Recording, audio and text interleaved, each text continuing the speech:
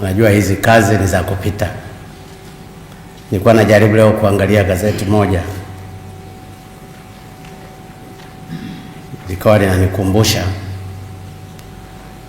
kwamba katika mawaziri 20 nilioanza nao 9 tayari nimesha watoa kwenye nafasi zao, na nilioanza nao wamebaki 11. Nilikuwa najiuliza ile miaka miwili iliyobaki wangapi watakuwa wamebaki?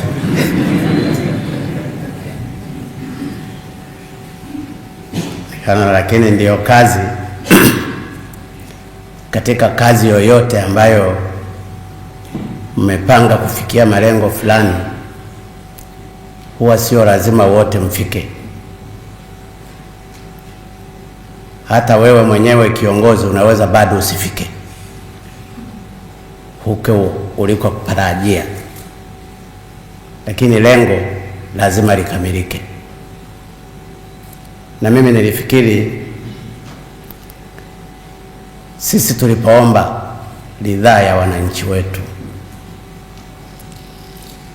yako malengo ambayo tumejipangia hasa kupitia ilani ya chama chetu cha Mapinduzi kwamba ni lazima tuyatatue.